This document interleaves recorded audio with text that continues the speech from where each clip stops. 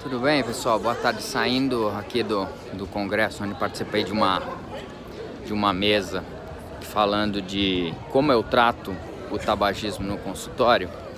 Vou procurar sentar aqui um pouquinho. Cara, quem não sabe, a Socesp, vou falar mais pertinho porque eu tô sem o... Esqueci de trazer o fonezinho de ouvido e então vou tentar falar mais perto. Vocês vão ter que me ver bem mais de pertinho, tá bom? E o que vou fazer um pouquinho de spoiler a respeito do evento. E a primeira impressão que eu tenho, e eu já imaginava que isso fosse acontecer nesse evento, o que nós tivemos? Então, como eu trato no consultório, foram 4 palestras, né? Uma foi, deixa eu dissecar um pouquinho o evento de cada palestra. Eu anotei algumas coisas aqui nesse sentido. Deixa eu ver se eu pego aqui. A primeira palestra era da Tânia, que é cardiologista lá do INCOR, e ela falou sobre a abordagem do fumante, como eu faço na prática clínica de consultório. Tentando achar aqui minhas anotações. Ela abriu falando a respeito de que 70% dos fumantes querem parar de fumar. Uma estatística nossa, nacional, que é junto com a estatística estrangeira também. Então 70% dos pacientes querem parar de fumar, mas só 3% ao final de um ano tem sucesso nessa tentativa. E menos de 25% estão sem fumar ao final de um ano quando eles procuram algum tipo de tratamento. O grande problema é que a grande maioria dos fumantes, eles não procuram ajuda, tá? Então, muitas das vezes existe uma barreira. Então, o próprio fumante, ele não procura a ajuda do médico. Então, no consultório. E muitas das vezes também o próprio colega médico tem uma dificuldade. E aí foi uma das impressões que eu tive no final das 4 apresentações a respeito das questões. E muitas delas foram em cima da abordagem do fumante. O colega clínico, ele ainda tem uma dificuldade nessa abordagem, de saber, de sistematizar, saber em que momento que o fumante está, se ele está pré-contemplado. Eu não gosto de ficar dando esses termos, né, porque parece um negócio muito engessado, né, o pré-contemplado, aquele que não pensa em parar de fumar, contemplado, aquele que pensa, enfim, é um dado conceitual, é importante todo mundo entender. Mas do ponto de vista prático, ele não é prático. Então, você precisa saber avaliar o paciente no sentido de em que momento que ele está e de que forma que você vai abordar. Então, eu caracterizo que você sistematizar no consultório, o colega médico tinha que ter uma forma, uma template mesmo, um modelinho de abordagem desse paciente fumante em relação à intervenção.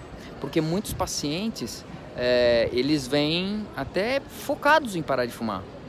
E o colega médico, foi uma das questões de um dos colegas da plateia, foi que ele sente dificuldade em quando começar com um determinado tipo de medicamento. Quando é que ele entra com adesivo de nicotina, quando é que ele entra direto com a vareniclina, questões de custo, o que é custo efetivo, será que vale a pena e qual o melhor medicamento de se entrar para esse paciente.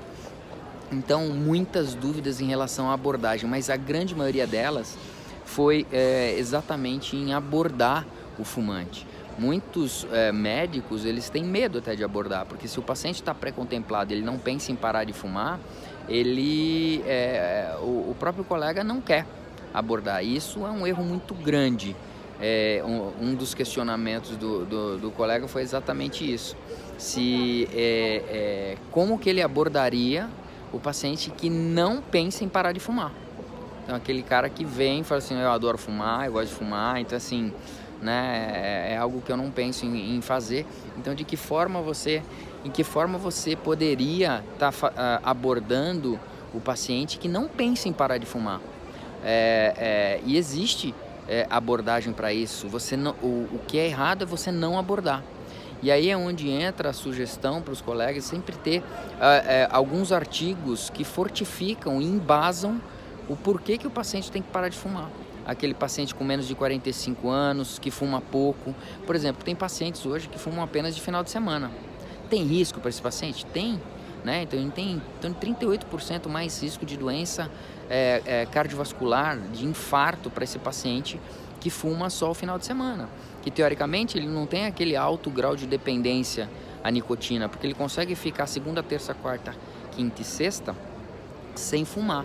Mas aí chega o final de semana, ou ele fuma menos, os 5, ou quando ele toma um pouquinho de álcool, também aumenta essa quantidade, mas ele acaba jogando e isso gera risco para o paciente. Porque aquele paciente que ele não tem o consumo, é a mesma coisa quando a gente tem o consumo de narguilé, que os jovens acham que não tem efeito. Só que uma sessão de narguilé de 2 horas, pela quantidade inalada de substância, ela chega a dar 100 cigarros. Principalmente no que se refere a monóxido de carbono. Acho que num outro vídeo eu fiz a respeito de narguilé, você pode procurar por aí, ou no YouTube, Dr. Márcio Souza com S, ou no Feliz Sem Tabaco do YouTube, do Instagram ou do Facebook. Em algum lugar tá por aí, coloca lá narguilé, a verdade sobre o narguilé, acho que tá no YouTube. Mas deixa eu dar uma sequência aqui. Então essa foi a primeira palestra, fazendo esse spoiler aqui da SOCESP, né? Então pegando aqui o livrinho para colocar. A segunda palestra fui eu quem falei a respeito de tratamento medicamentoso para todos. Cigarro eletrônico é opção? Eu já tinha me comprometido de fazer algo sobre cigarro eletrônico e eu já estava preparando alguma coisa nessa palestra, então eu tenho um conteúdo mais robusto. Pretendo colocar em breve para vocês esse conteúdo sobre cigarro eletrônico, porque é algo que nos Estados Unidos está muito grande, então muita gente usando. Nos últimos 4 anos houve um aumento de 700% na experimentação e consumo por cigarro eletrônico, então isso é algo que deve ser feito, deve ser chamada a atenção, porque hoje a estratégia da indústria da morte é o cigarro eletrônico. Na Europa é permitido, nos Estados Unidos é permitido, então ainda não temos estudos robustos de segurança para o cigarro eletrônico. Então o cigarro eletrônico ele não deve ser utilizado como tratamento para parar de fumar, ou seja, você tentar substituir. Hoje, no final da minha apresentação, quando acabou, um colega cardiologista que eu até conheço veio falar da esposa dele que estava usando o cigarro eletrônico. E lógico que após a minha palestra falando dos riscos, inclusive que existem substâncias da classe 1 da IARC. IARC é International Agency for Research on Cancer. Então é uma agência internacional de pesquisa em câncer. Então eles têm uma classificação de substâncias que são sabidamente cancerígenas, possivelmente cancerígenas e não cancerígenas. As substâncias que são classe 1 da IARC, elas são sabidamente cancerígenas. Então, elas devem ser proibidas em relação a esse consumo, porque e o cigarro eletrônico possui essas substâncias, mesmo que você não tenha alcatrão, mesmo que você não tenha monóxido de carbono, porque você não tenha combustão, você tem dentro do vapor, né? O que tem na composição do vapor? Nicotina, né? O sabor, mas você tem algumas substâncias que a gente chama de Estados Unidos, PD, propileno glicol e VD, que é o glicerol vegetal.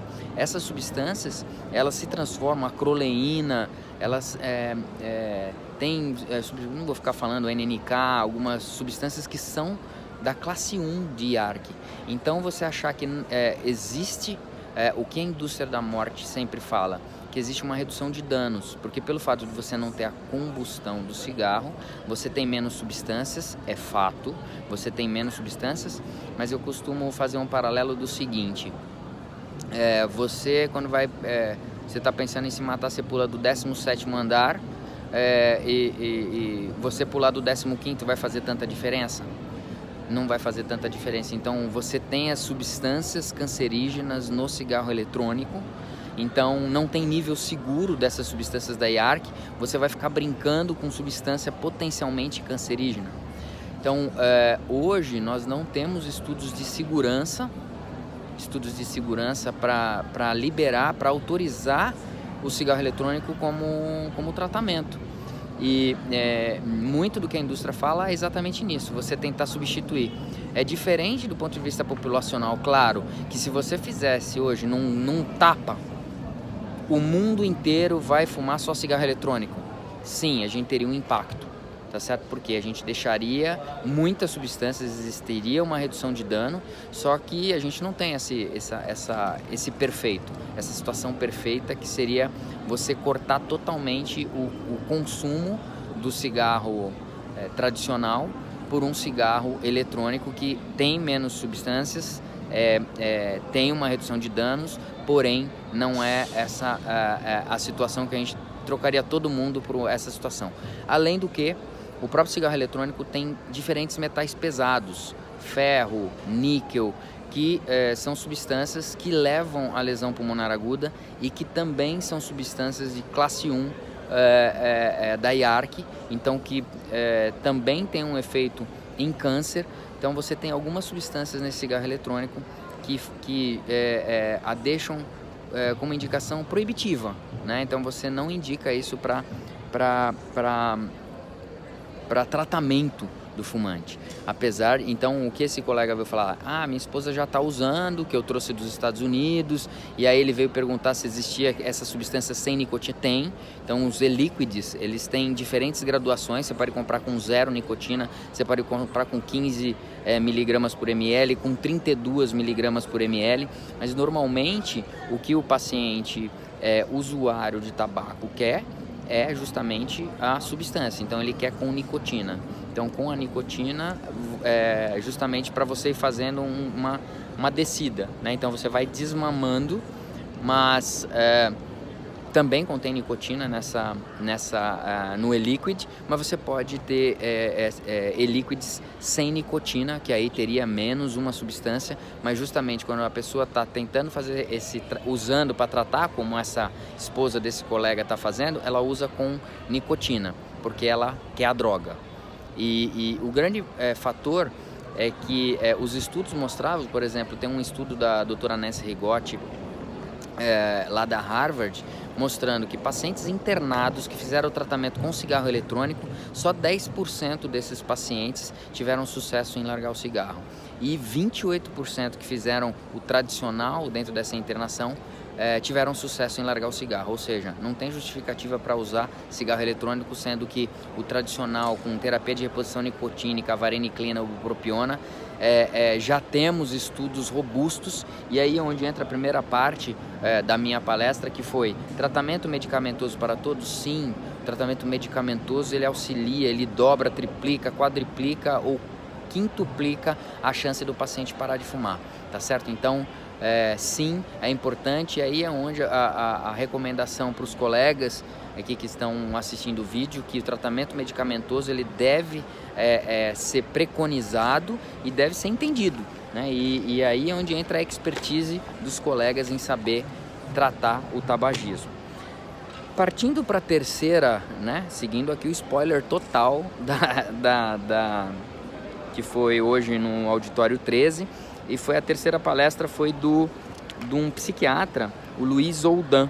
O Luiz Oldan, ele é psiquiatra, foi lá do Cratode, hoje ele tá num outro centro, ele me falou, eu esqueci, mas ele ficou durante 4 anos lá no Cratode, junto com a Sandra, junto com o Cratode, que é centro de referência em álcool, tabaco e outras drogas. Então a experiência foi muito grande dele, e ele veio falar de associações medicamentosas na alta dependência e nas recaídas. Quais as opções? Então ele versou sobre os mais diferentes tipos de associações medicamentosas, e aí é onde entra a expertise. Ele falou de diferentes associações de antidepressivos com vareniclina, mostrando que quando você tem associação, então assim, com química você briga com química. E aí é onde entra as horas de voo dos pacientes, dos colegas médicos em relação a essa abordagem do paciente. Acabou de passar um fumante aqui, cheiro mouse, hein? Vamos dar uma prendida na respiração aqui. Aqui eu tô numa área, só para mostrar para vocês, que é meio liberadão, né? Então só mostrando aqui um pouquinho, então a gente tem, é meio área aberta, então é liberadão o cigarro, então a gente sofre também com essa exposição. E eu estava lendo aqui, só para fazer um outro comentário a respeito de um estudo do Paulo Saldiva, muito interessante, falando de que aqui na cidade de São Paulo, quer dizer, fora os tabagistas que passam bem do nosso lado, quando você fica em torno de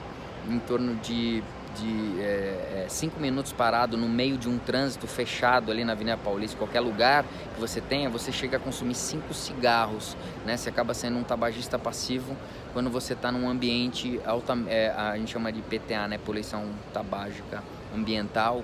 Então, que seria a poluição ambiental aqui em São Paulo, ela é muito alta, então equivale a fumar 5 cigarros. Depois eu vou ver se eu coloco o estudo direitinho, que eu ainda não li, eu só vi um release do pessoal da ACT, mas eu quero ler o estudo, depois eu posto aqui para vocês. Então o que ele falou é que você deve lançar mão sim nos pacientes mais graves, e a gente vai entender que conforme as leis vêm facilitando muito isso e vêm fazendo com que os fumantes fumem menos e se sintam mais acuados nisso, então eles estão procurando mais o tratamento, então eles querem largar o cigarro, mas eles ainda não sabem a melhor forma. Então é nisso que a gente fica tentando melhorar o acesso e a informação, que precisa sim de ajuda, e a gente sempre é questionado aí nos vídeos, mesmo para fumantes, né? Nossa, eu quero parar de fumar, como é que eu faço? Procurar ajuda, tá certo? Só que é importante que mesmo esses pacientes fumantes que nos colocam algumas, nos questionam assim, como é que eu faço para parar de fumar? Eu acho que a primeira coisa é procurar um profissional de saúde. E aí é onde a gente tenta informar o próprio profissional de saúde. Existem diferentes centros que fazem o tratamento. No estado de São Paulo é que fica difícil, né? Tem gente que fala do Brasil inteiro, né? Então as mídias, tem gente do Amazonas, tem gente Então isso é descentralizado para saber onde é que você consegue achar. Se você está no sul, se você conseguir algum centro de referência na sua cidade. Se você está no interior do Amazonas, fica muito complicado, porque você não tem isso em qualquer lugar.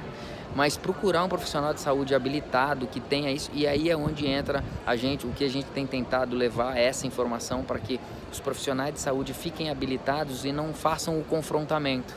Como uma colega, não vou lembrar o nome uma paciente veio questionar, e de algum lugar aqui do Brasil, que ela falou assim, olha, nossa, lá a gente só é humilhado pelos médicos, ou seja, eles têm uma visão ainda completamente engessada em relação e cheia de paradigmas em relação ao que é o tratamento do fumante. Então, achando que o fumante fuma porque quer, achando que o fumante tem esse ranço em relação ao fumante. Então, muito ruim, e a gente tenta desmistificar isso para os colegas, e essa é a ideia aqui, levar a informação aqui direto da SOCESP do que a gente viu aqui fazendo o spoiler dessas palestras que foram dadas hoje aqui no Congresso.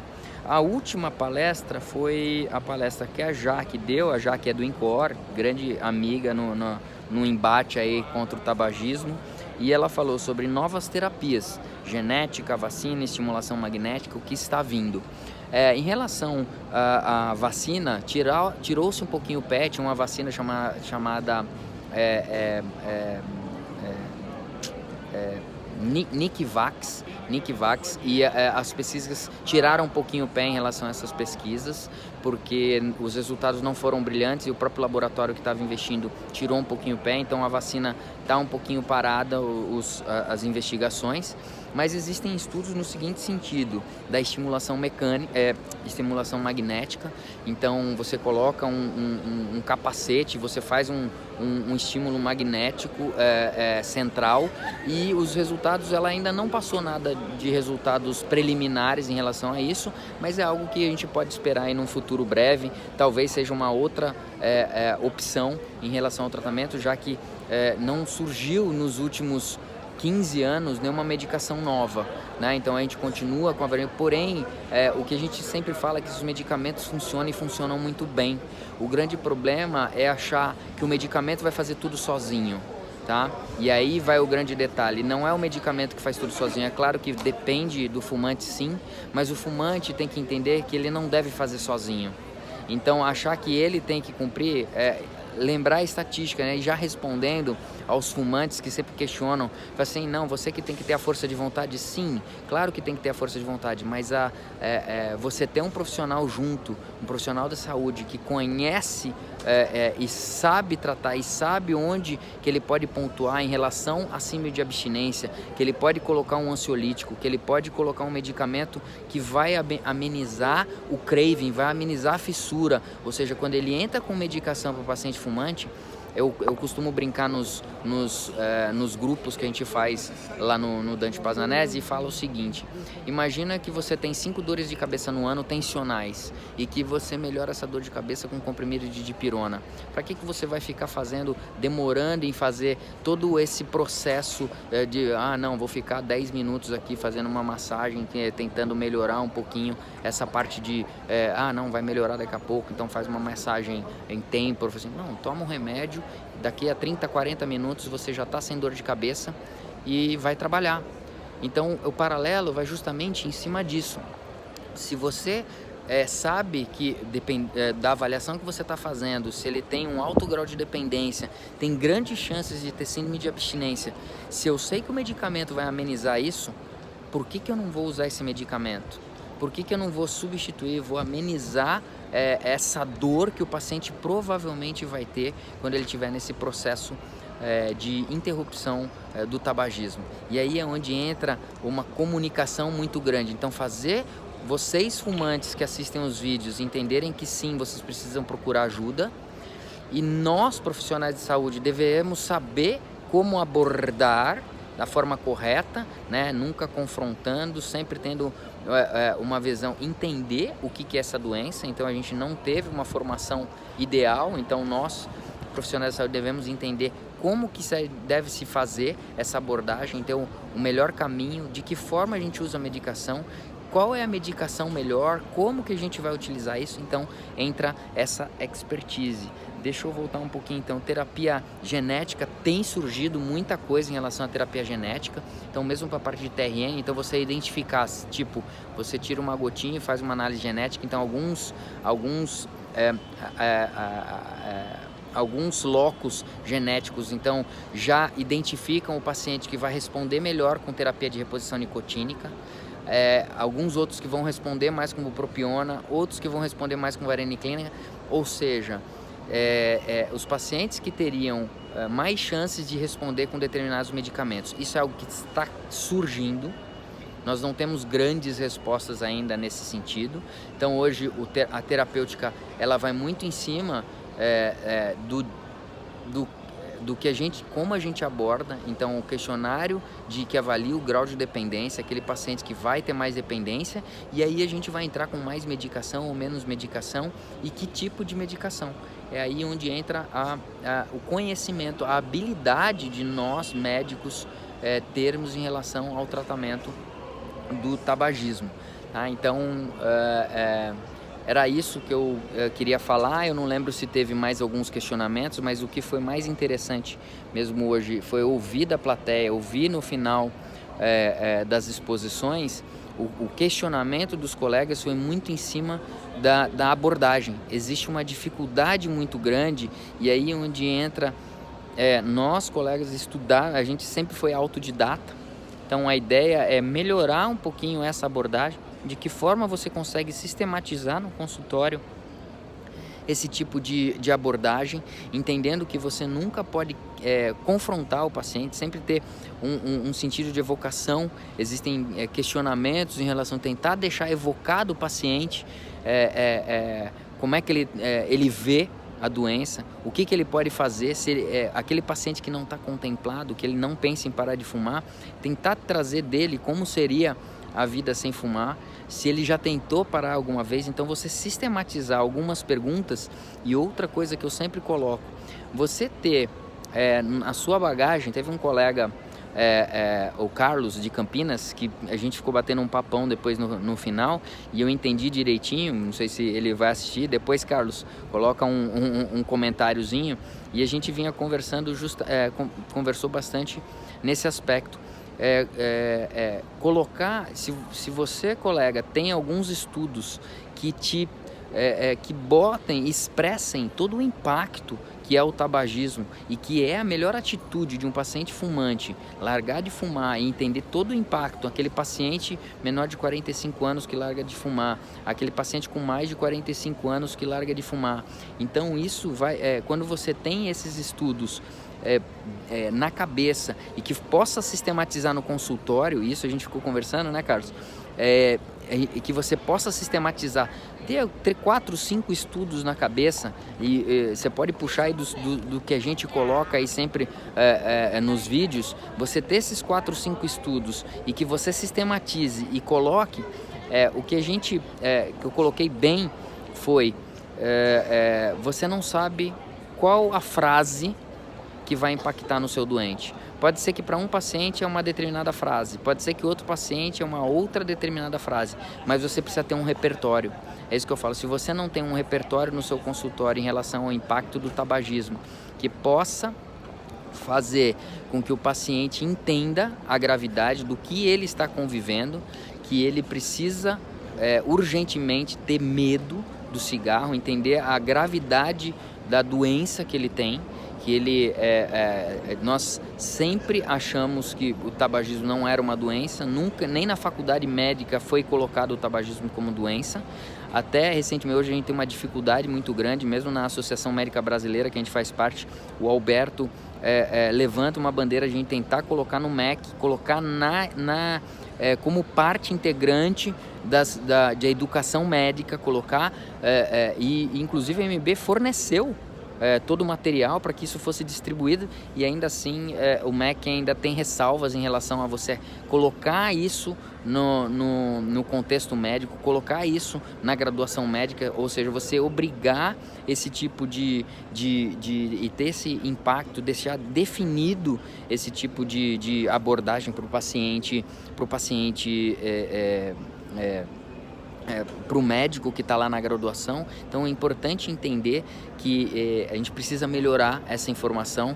Então o médico é sempre autodidata quando se fala em tratamento de tabagismo. Então a gente precisa deixar algo mais sistematizado, e é isso que a gente quer tentar fazer com vocês, sistematizar, entender o que é doença de tabagismo, como é que você pode melhorar seus resultados no consultório, e o convite fica que quando você consegue tirar, e muitos de vocês até têm esses relatos, mas fazer com que isso seja algo rotineiro, corriqueiro na sua vida como clínico, em que você faça isso sistematizado e que você comece a ter respostas melhores, resultados melhores em tirar os pacientes que são identificados como fumantes no seu consultório, e que se você conseguir sistematizar e começar a tirar mais pacientes, isso vai crescer com certeza, seus resultados vão ser melhores, os pacientes vão começar a entender você de uma forma diferente, porque não é fácil. Vamos entender da seguinte forma: baixar um LDL é fácil quando você dá uma estatina. Então você vai lá, o paciente, mas tratar um fumante é algo que requer toda a nossa habilidade clínica, e quando você começa a sistematizar e começa a ter esses resultados, você vai fazer que isso reverbere dentro do seu consultório, e isso vai te engrandecer em relação a reduzir risco cardiovascular do paciente. E quando você tem uma gratidão de um paciente desse que saiu de uma prisão, entender que o tabagismo para ele é uma prisão, ele tem uma dificuldade muito grande. Muitos já tentaram qual que é a média de tentativas que um paciente fumante tem em relação a largar o cigarro. Isso, a média é em torno de 5 a 8 vezes, 8 tentativas que o paciente tenta largar o cigarro e não consegue. Então é algo que nós médicos somos negligentes. Não sou eu quem estou falando, estudos já na Circulation de 2009 colocaram que o cardiologista, lá foi uma publicação do Circulation, em que o cardiologista ele é negligente, porque é muito mais fácil tratar um hipertenso, dar um remédio para baixar a pressão, vai bem. É muito mais fácil tratar um dislipidêmico, o LDL está alto, dar uma estatina, vai bem. Agora, tratar um tabagista, sabendo que pode ser frustrante na cabeça na cabeça do cardiologista, que você tenta tratar e ele não para. E aí ele volta na outra consulta fumando e você fala, puxa, então acho que agora não vou nem insistir mais. Então, não trabalhar o pior fator de risco, né? Estamos falando de prevenção primária, não existe melhor atitude que fazer um paciente em prevenção primária largar o cigarro, nem tratar hipertensão, nem tratar dislipidemia. O principal impacto é tratar o fumante. Então, a partir do momento que a gente entenda isso, não deixe de tratar o seu fumante. Comece a buscar melhorar o seu entendimento em relação ao que é o tratamento do fumante, melhorar o entendimento do como o fumante pensa e como você pode melhorar os seus resultados no consultório. Bom, pessoal, falei bastante, né? Então, desculpa não conseguir fazer o ao vivo por conta de eu vou analisar o áudio, mas era isso. Beijo no coração, um abraço nas artérias. Estamos direto aqui da SOCESP 2019, 40ª SOCESP. E eu fiz um spoiler aqui do que a gente teve hoje na palestra sobre tabagismo, tá bom? Beijo no coração, um abraço nas artérias, até o próximo, fui. Tchau, tchau.